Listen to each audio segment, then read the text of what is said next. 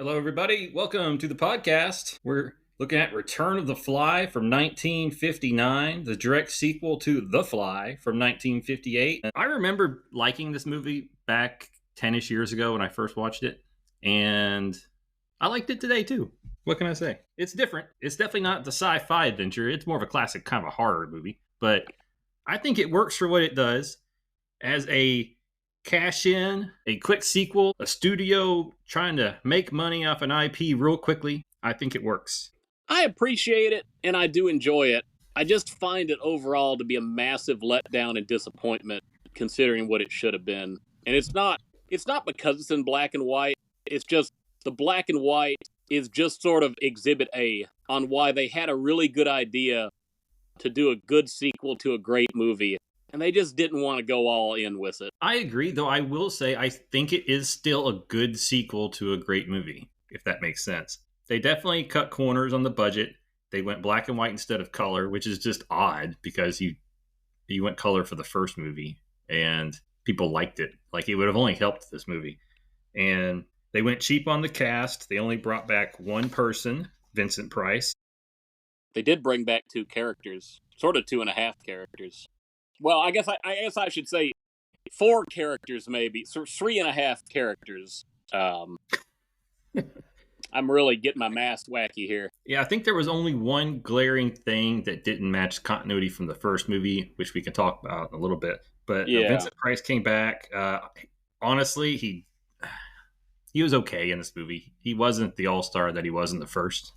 Which is weird, because he has more to do in this movie, but he's somehow less important to it. We kind of said that he was the protagonist in the first movie in a lot of ways. I wouldn't necessarily call him the protagonist in this movie. No. So they didn't even bring back the inspector.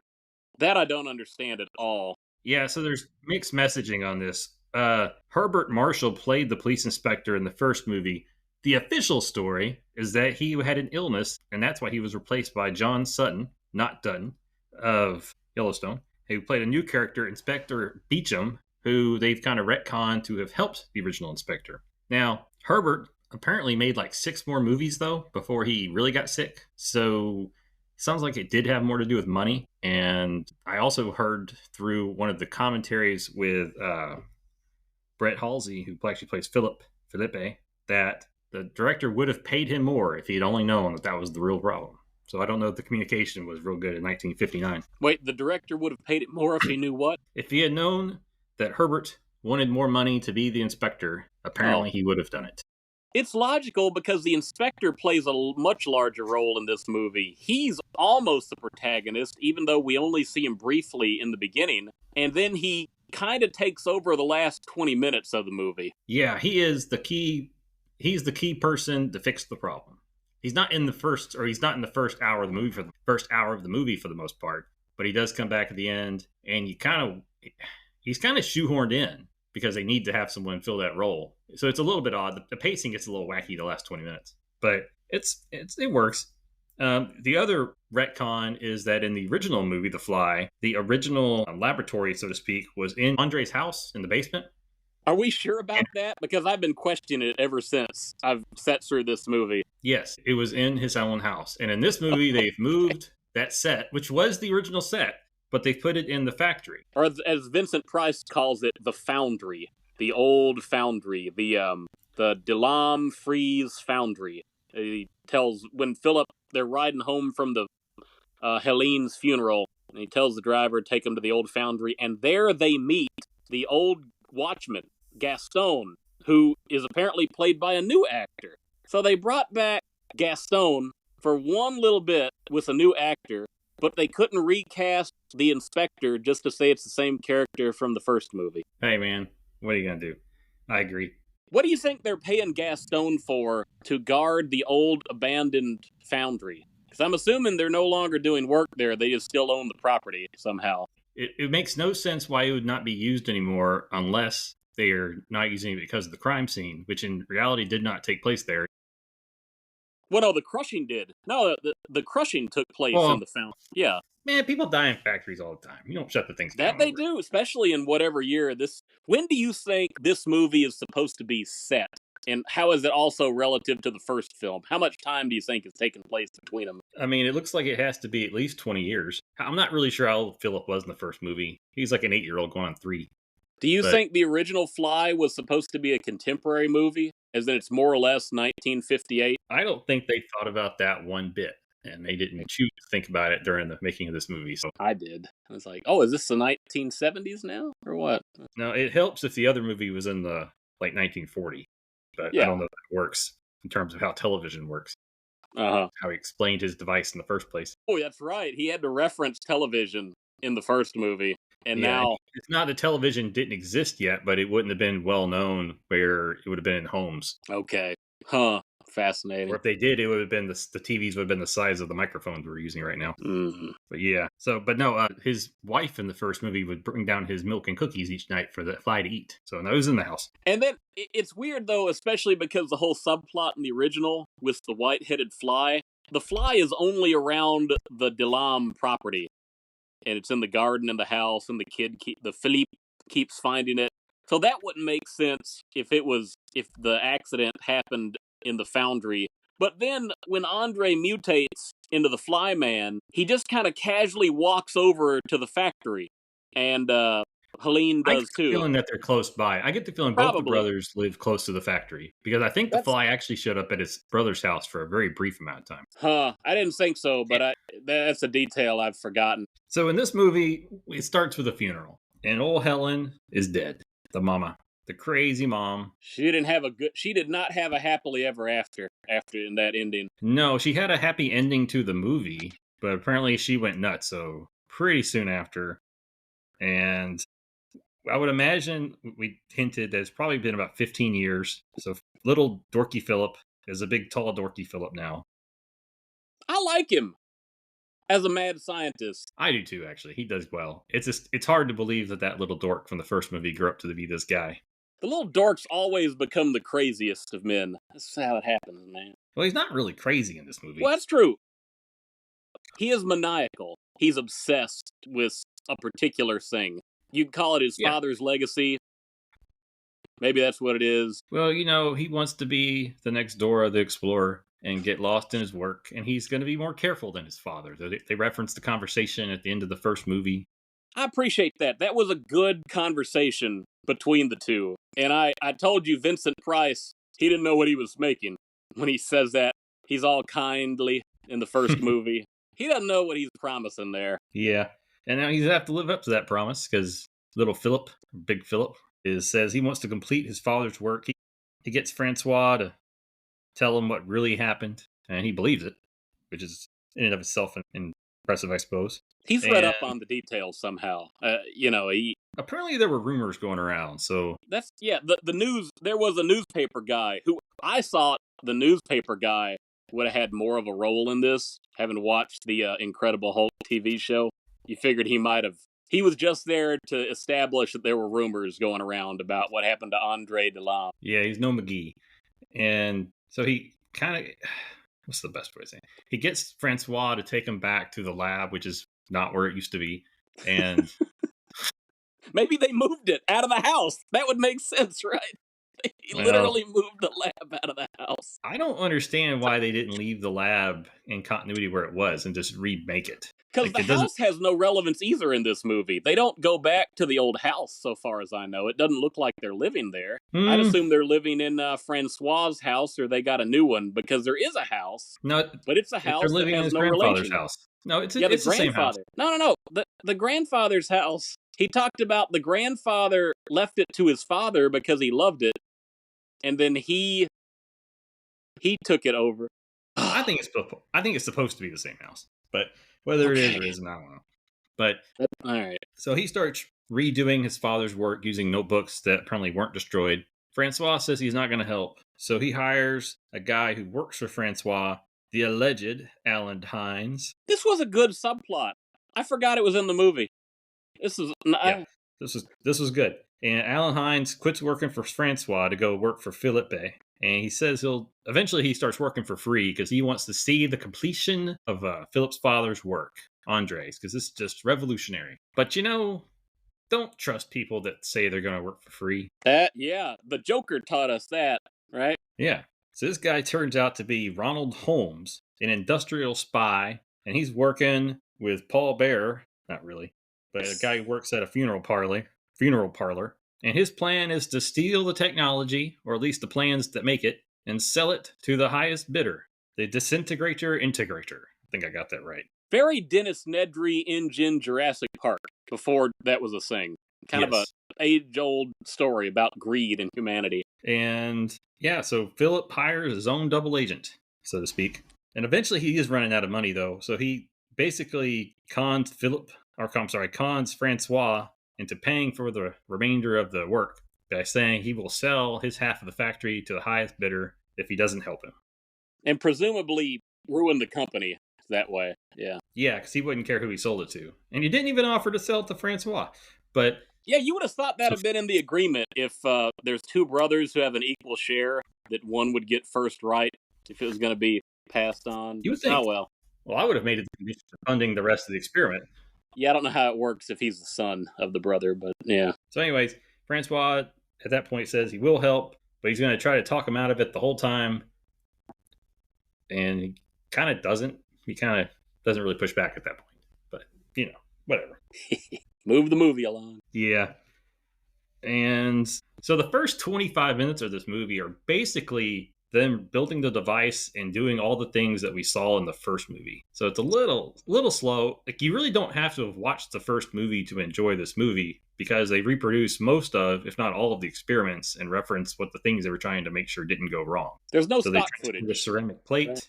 Right? No stock footage. Yeah. But they transport a plate or a cigarette tray, or whatever it was. And they basically say, the first time we did this, it transposed the print, and it didn't do that this time. It worked. All right. Progress. And then they don't ship the family cat across the room, but instead just go straight to the guinea pig like they should have in the first movie.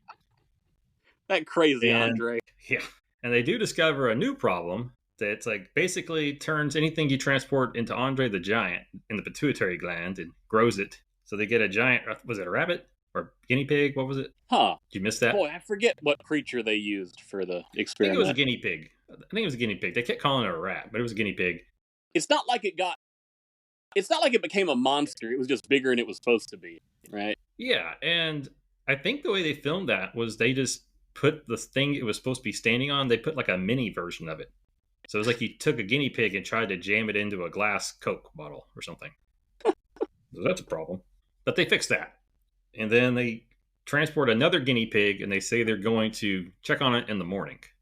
Now that's an interesting advance. They cannot, Andre was very clear about the original machine. He would use the word instantaneous, which I don't know if it was warranted for the transportation. But they have a device which can store the molecules, the dematerialized, disintegrated molecules, and it stores them indefinitely, and you can reassemble them at a time of your choosing, which is very interesting to me, even with living organisms. Yeah, I don't know where you would put it. It is a logical step to take in the sense of it is a disintegrator reintegrator. Right. So it kind of makes sense, though I don't know where this invisible bubble is that holds all these things that are disintegrated. But they disintegrate this guinea pig, and they're going to get it in the morning. And that's when all hell breaks loose overnight. Man. Ronald Holmes, a.k.a. Alan Hinds, a police officer, decides to break into the house to arrest him. Remind me why the police officer was on his trail. I forget what country he's from. Let me see. Yeah, so he's a British agent that confronts him. So I guess he's wanted for murder and all kinds of things in Britain. Okay. He's hiding out in Montreal then, or somewhere. Yeah, at first I thought it was Paul Bearer trying to come get him, but it actually was the agent. Kind of a portly guy. He ends up getting, I don't know if he's actually killed. I guess he is. Oh, yeah. By Holmes, Alan Holmes. He puts him in the disintegrator to get rid of the body. I believe, if I'm not mistaken, Philippe is coming downstairs. Yeah. There's a lot of movement going on as part of the thing. So anyways, he disintegrates him. Ultimately, he reintegrates him because he has to get rid of the body by morning. Otherwise, when Philippe and Francois try to bring the guinea pig back, they're going to get a surprise. But what we find has happened is the guinea pig has reintegrated with the British agent, and you get a dead agent that looks like he has rabbit feet in her hands. I think the trailer calls him the Rat Man. Yeah, they keep calling the guinea pig a rat, which I feel like is stereotyping, but Eh. whatever. And then you get this little rat that in some frames appear to have rubber people hands and feet, but in other frames not so much. He steps on it. Oh, It makes it squeal, and it doesn't work. And I wonder, did he step on a real guinea pig? it looks like he does. 1959. It looks It like does he look like he smushes it. does. And then he takes a big brick or something like that and just smashes the thing to kill it the rest of the way. Oh, man. Horrendous. Then he uses Paul Bear to help him get rid of the bodies. He drags the rat man, the pig man, to the trunk of his car. He throws the guinea pig with people feet in a box and throws it in the trunk too. All while the housekeeper sees from the window something nefarious going on. It's a good shot with her watching there. Very ominous. You think she's a villain somehow, but she's actually she looks creepy. That's the kind of shot you put on the intro to the Chiodo brothers on Ernest Scared Stupid. That's the kind of shot you should put in there. Yeah. So then he basically puts the dead bodies into this trunk and then drives or has his car drive off into a river and crash. I don't know how that helps you in the long run if the car is in your name. Oh, yeah. Is it not the inspector's car? Maybe it was. You know what? That might be true. Because there were multiple cars involved, but I assume that's his. Yeah. And actually, he catches rides the whole movie, so I don't know that he has a car. But no, yeah. Yeah. So, all right. So we'll call it the inspector's car. We'll give him the benefit of the doubt. This guy seems pretty sharp. And he gets rid of the car, the rat man's car, gets a ride back, and Philip is in the laboratory. Waiting. Yeah, he's waiting because the housekeeper basically said, this Alan guy's doing weird stuff. Might want to check this stuff out. And he sees the blood stain, finds handcuffs.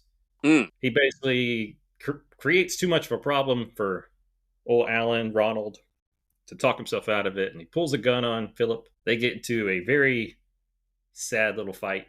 That's typical for 1950s cinema. That's just how it always went. Yeah.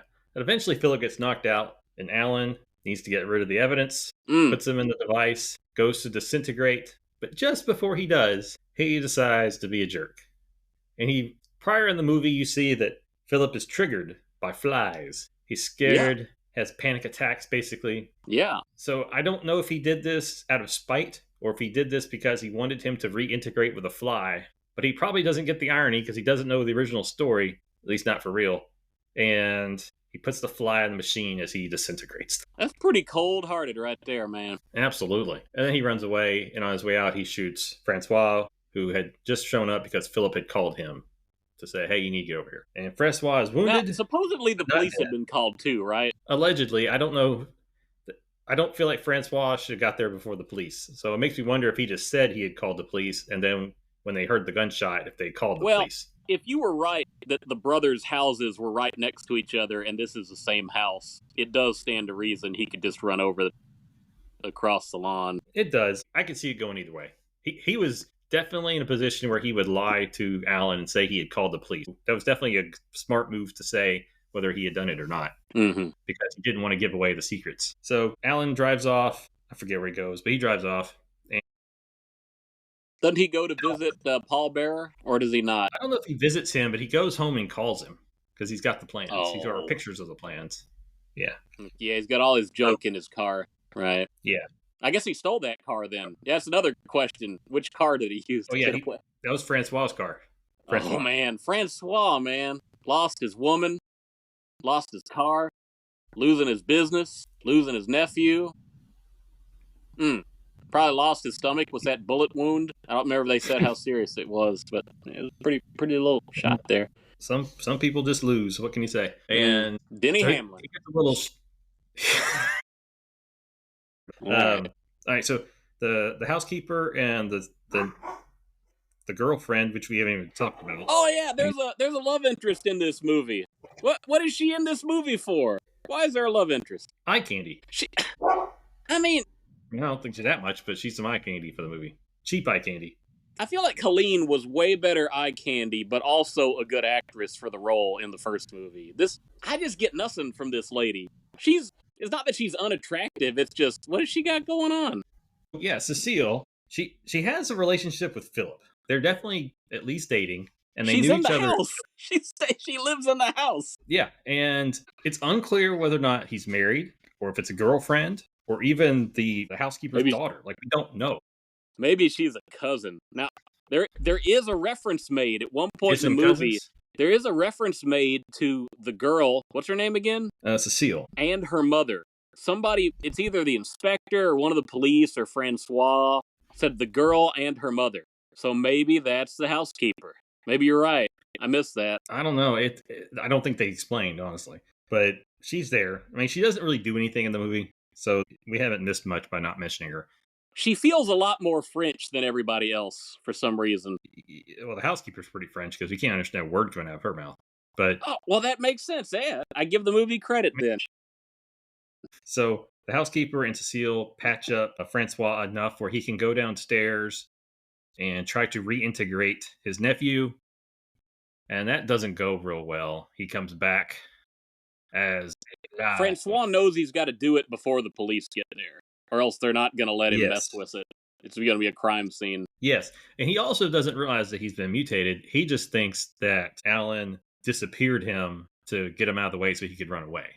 He has no reason to believe that it was a mix and match kind of situation. So maybe he did fear a guinea pig version. I don't know. But ooh. Who in the world thinks when they're trying to hide a body and make a getaway, let me grab a fly real quick with my bare hand? I've never been really successful in catching flies with my bare hand, so I don't really understand how Alan's good at it. Like, Mr. Miyagi made a whole deal about that in Karate Kid, about how hard it is to catch a fly with chopsticks. No, I feel like the easy way to catch a fly, if I remember that from the kid, is really get him caught behind a curtain. Yeah, that's fair. Anyways, he's reintegrated and he's a fly man, and there's a little fly bug. And the head is horrendous. I don't like the head one bit. I don't understand why they didn't reuse the other one from the first apparently movie. They didn't like it, right? Didn't you say they hated it on set? Some people did. I don't know that the audience did, though. Looks amazing. Yeah. This new one is Baxter way Stockman. Worse. It's a cartoon. I mean, it's a cartoon head is what it is. But I do like the fact that Philip was in a nice tux suit kind of thing. So you got basically a tuxedo fly monster running around for the whole movie. I like that. Even got his little furry chest hair. I find his acting as the fly monster way less enjoyable from Andre as the fly monster. It's because his head is so big, and he's got a fly leg and a fly arm, and he's trying to run through the woods without losing his mask. So you can even see when he's running, he's putting the mask back on because the limbs are like knocking it off. I guess it's all supposed to be during the night, but it looks like they shot every one of those scenes of the fly running through the forest in the daytime, because it probably would have been just crazy to try to do that in the dark. Well, plus the contrast on the film, it probably wouldn't have turned out very well. Yeah. But yeah, so he runs away. The police get there and help Francois. He ends up going to the hospital, gets surgery. He's going to be okay, but he's wounded. And the fly is running amok, and the police are chasing him. They don't really know it's a fly. We'll come back to the police, or the new inspector. Basically, for the next, 20, 25 minutes, the fly man is running around town like Frankenstein. He takes out Paul Bear. He takes out Alan Hinds, the industrial spy, and chokes them to death. Let me ask you, I know there's a scene earlier in the movie where Philippe is driving around the town. I guess they went to pick some stuff up. And, quote-unquote, Alan at the time, he was going to drop him off and pick him up. And he just happens to see Alan walking outside of Paul Bearer's undertaker office. He says, "Hey, what are you doing here?" He says, "Well, there's an old friend. I always visit him when he's in town." And they don't say anything else about it. But why does he know to go to that particular place? And that all Adam, the other people are going to be there? You can't ask such questions. Can I just done it? Because they have an establishing scene that he at least knows Alan has a connection to that particular place. But what it is, I don't think he would have any reason to know. He wouldn't know who to expect in there. He wouldn't know just because a guy lives there that he would be involved. Yeah, so ultimately, Alan shows back up there. So maybe he's thinking as a flyman that that's his home base, and that if he goes there, then eventually Alan will show up. Because the other thread they're teasing is Philip the mind behind the fly, or is he basically a fly in Philip's body? Unclear. And it is unclear, and it's probably a little bit of both. and that later on he sees his girlfriend, wife, cousin, and doesn't try to kill her, nor does he try to do anything to Philip. Though it's also very obvious that they're running with flies live about 2 weeks, and this thing's probably running out of time. Oh, you mean Francois? He doesn't do anything against Francois. Yeah, Right. I'm sorry, yeah. Or the inspector. So No, actually, the he lets inspector, him he lead him doesn't even by know the the hand, inspector. probably because he doesn't want to bang his head on the door. Yeah, He's like yeah. a Disney character behind the scenes. He's got to be led by the So hand. yeah, the death scenes are nothing memorable at all. I do like Yeah. Alan in the coffin. It's sort of technically that's his death scene when the police inspector walks Oh in. yeah, yeah. For some reason, he's not dead until the inspector walks in, and then he sees him and dies immediately, just as he's getting out of the coffin. At first, you're thinking, "Oh, a mere flesh wound." You're like, "Oh no, never mind." Nope. Yeah, Crushed that's fair. larynx.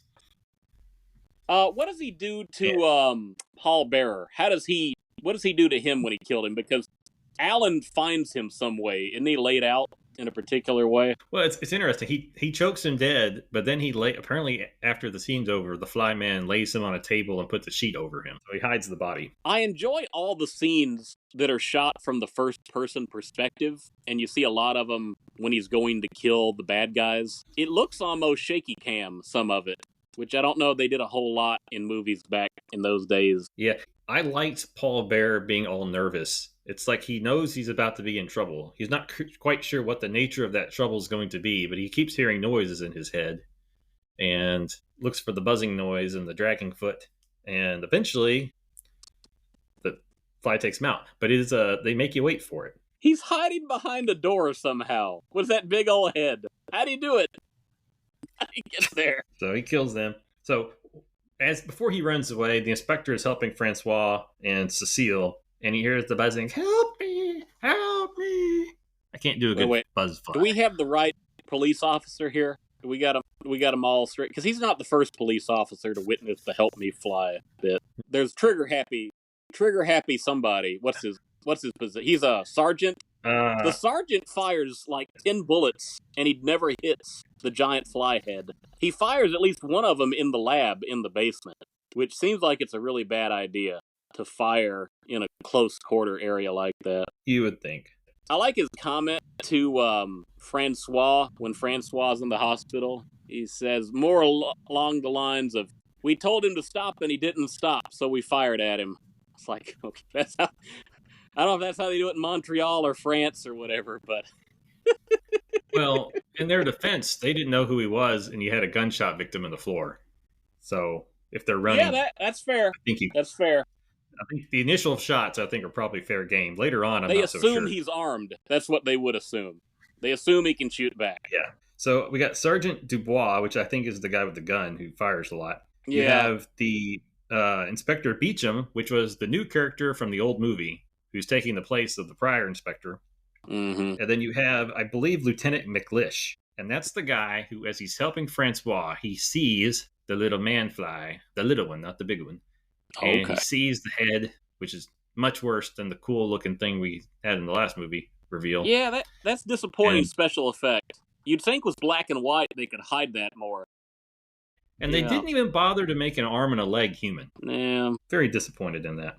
And then as they're questioning Francois as he wakes up in the hospital, he really wants to talk to Inspector Beecham because he knows that he has to fix his nephew and that no one's going to believe a word that comes out of his mouth otherwise, but Beecham will. And McLish hints that, I might have seen something there about a fly. And he's like, what? So at that point, he decides he will help and get Beecham. Beecham shows up the next day. They take Francois eventually back to the house because he's going to need to rest up to help if they can find his nephew. And Beecham starts living in the house with Cecile also. So we've got quite the Three's Company situation going on. The mother's still there to supervise everything. We don't know if it's the mother. Okay. Probably. We have no idea what kind of... we got swingers around here.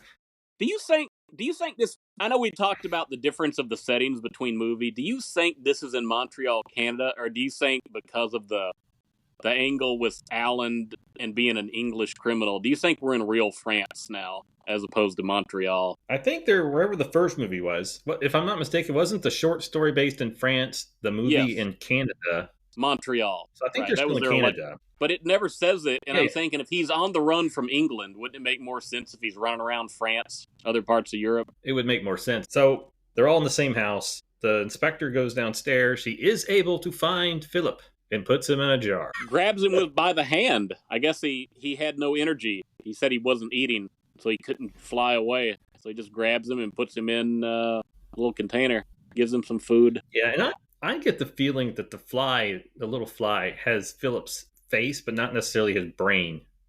Because it doesn't seem like a very intelligent fly, and that he's just He basically saying, help me, I got well, problems." he remembers the name of his lady. He That's true. specifically That is he true. specifically asked for Cecile to help him, and she never does. She never hears him. She never even sees the little fly. I don't think. Uh, uh, why is she in this But, movie?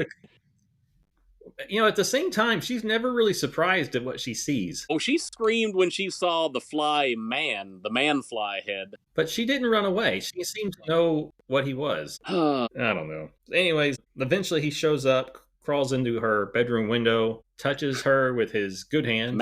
Man hand. Yeah, he seems to be running out of energy, whether it's from not eating or from just being old as a 2-week lifespan. He needed sugar in more ways than one. He did.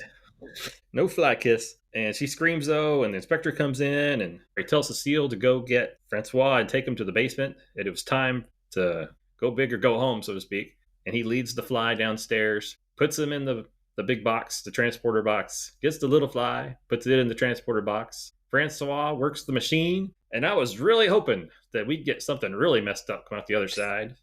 Because this is a horror movie. The cat fly man. I want something. I want a half and half situation. I want Neapolitan ice cream. What can I say? But I got a happy ending. What the crap? It was very abrupt happy ending. Now I felt like Francois had used his last bit of strength to turn the dial and push the button. And I assume he probably dies right after because he's somehow completed his life's work and he's redeemed his nephew in spite of everything else he's lost. It's a nice moment for him. I don't think he's dead, though. He's been healing for way too long to die from that. I don't know. It just seemed narratively appropriate.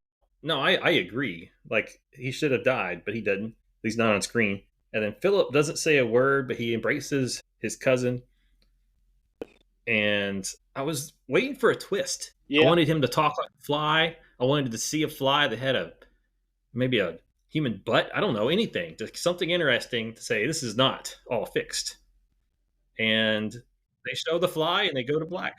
But there is a post-credit scene. Did you stick around for that? I did not. It ain't much. I didn't know they did post-credit scenes in 1959. I was shocked. I didn't know this had it, but I was watching it on my Movies Anywhere digital copy. And as soon as the what studio released this, by the way? Was this 20th Century Fox as well? CinemaScope? Yes. They did that whole little CinemaScope. And the last thing you see is an image of a real fly, right? You saw that? Yeah, they showed the fly that got reintegrated, and it was normal with no white head, no white arms, no white butt. So there, I'm watching my digital copy on my computer, and I've got my little runtime just to see, and there is still a minute left after it fades to black. I said, how interesting. So I sit around, 10, 20, about 30 seconds. It comes back on. It's a white background, and it's the fly again. And you know what that fly does? He is rubbing his back legs together. I'm not sure what it is. I assume he's defecating on something. Then he starts rubbing his front legs together. Then he rubs his back legs together again. This takes almost a minute of this footage. And then it fades to black forever. So it's the same as the intro. I don't know. It's the intro when they did the opening credits, they had a white screen with a fly on it, and it was rubbing its legs together. Well, that's probably it. They just put it right at the end of this movie, 30 seconds after it fades to black. The strangest post-credits thing I've ever seen, even though there weren't really any credits at the end. Maybe they were supposed to make an 80-minute movie, and they accidentally made a 79-minute movie, and they had to make a minute. Must have been a tax write-offs thing, just to fool the audience when they're getting up to leave. Like, it comes back on, and everybody's shocked. I don't know. But, yeah, the movie ends not with a bang, but with a whimper. They needed a twist at the end. They made a third movie. Yeah. Like, set something up. You don't have to use it. Yeah. So, but yeah, good movie. Not like the first movie. Not a great movie. Not a classic. No. No. It's a true B movie. It's a double feature. Yeah, it's something that would warrant Yeah. being part of a double feature on some Saturday afternoon. So, Return of the Fly, good movie. It works. Probably worked better in black and white, honestly, but it's still Yeah. weird that it's in black and white. But yeah. So, how are we gonna rate this thing? Hamster man-handed hamsters. Some man hamsters or hamster Hamsters. mans? Yeah, man-handed hamsters. That's all I got. Or rats. I guess it's a guinea pig, not a hamster, but guinea men. All right, guinea pig men. Out of 5, I'd give it 4 or 3.5 if it had a twist at the end. It didn't have a twist at the end, so I'm gonna go 3. All right. I don't like the happy endings for movies like this. You want to make your case for why you gave it that high as opposed to something lower? I enjoyed it. They were clever in how they got him to be a fly man. I really like the actors who played Alan and Philip. Though as a child, I could do Philip did nothing for me, but as a adult, I think he works. He's kind of the good kind of tormented. I think the actors are doing a really good job with what they got to work with. I think it's a fun movie. It's a quick clip. Pacing is real good. Only 80 minutes. And Vincent Price, he's a little underwhelming with this one, but that's okay. And special effects, not so great. But I enjoyed the movie. I didn't get bored. For a cash grab, it was pretty good. Well, as I've said, I hold the original in highest quality. It's ironic because I may have seen the sequel before I saw the original. And I didn't have tremendously high hopes for the original because I started with this sequel. I'd like to give it 2.5 guinea men out of 5, but rewatching it, I was impressed by the first half or so of the movie. And I like the setup that they had as a logical follow-up to the original movie. And I like the characters that they had established for the most part. And I just feel like the movie dropped the ball or lost the fly so badly after Alan shoves him into the transport chamber. Everything that happens after they reintegrate Philippe is just a disappointment to me in this movie. And it's hard for me to put my finger on it, but I will say rewatching it this time, there were times when I forgot completely about the fly plot because we just cut to so many different places for the last half of this movie, or however long it is after they reintegrate him. We see him running through the woods, which is underwhelming. We see him hitching a ride in some kind of an army vehicle, like he's Mighty Joe Young or something. And it's just so underwhelming. Everything until he just magically shows up in Paul Bearer's undertaking studio. That's the only action we get with the fly. It just lets me down. Lets me down so much. No. Well, so I think part of it is while the costume looks ridiculous, I really like the tuxedo fly running around town. I'm sorry. The visual of it, I like him in the suit. I'm glad you like it. I get what you're saying. It's one of those things that he just magically gets from one place to the other, however fast he wants to. And it would make more sense if he had wings, he could really fly, which would have been very interesting to see them attempt in 1959, but it would have done a little bit for me. Because when you get to a sequel, you expect some kind of escalation over the original. And all of this is just entirely less for me. Now, that said, I still enjoy it, but it doesn't impress me after the midway point. And that's why I gotta give it only 3 full guinea men out of 5. Well, that's what I gave it. You gave it 4, didn't you? No, I said I wanted to give it 4, but I didn't because of the ending. If it had a twist ending. Fine, I'll take away a half guinea men. I give it 2.5 guinea men. That's fine. Even though I enjoy it. You don't sound like you want to give it 3.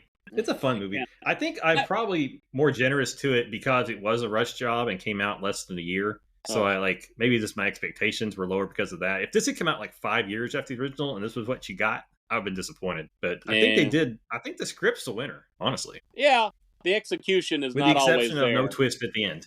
The story has credit. It does not need a love interest because it seems to me Philippe has no interest in the love of women, at least until that very end there. It's like, he's all about his work.